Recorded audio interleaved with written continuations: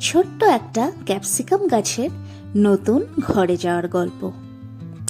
Nursery থেকে আনার পর থেকেই ছোট্ট একটা পলিব্যাগেই ছিল এতদিন, তাই আজ রিপোর্ট করার পালা। নিয়ে নিয়েছি পুরনো একটা গ্রো ব্যাগ, যেটা শীতের গাছ লাগাবো ভেবে আগে থেকেই সার মাটি ভর্তি করে রেখেছিলাম।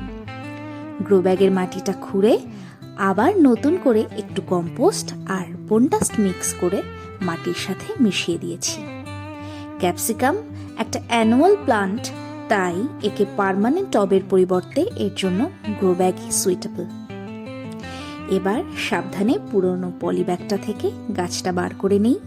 গাছের গোড়ার মাটিটা বেশ শক্ত হওয়ায় মাটিটাকে কিছুটা আলগা করে নিয়ে গ্রো ব্যাগের মাঝামাঝি বসিয়ে দিয়েছি এবং গোড়ায় আলতো করে আবার মাটি চাপা দিয়ে দিয়েছি।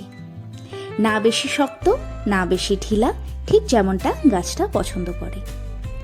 গাছটা একটু ক্লোরোসিসের সমস্যা থাকায় জলের মধ্যে সামান্য একটু হিউমিক অ্যাসিড মিক্স করে গোড়ায় ঢেলে দিলাম, যাতে করে ক্লোরোসিস এবং রিপোর্টিং শক দুটো থেকেই রেহাই পাওয়া যায়।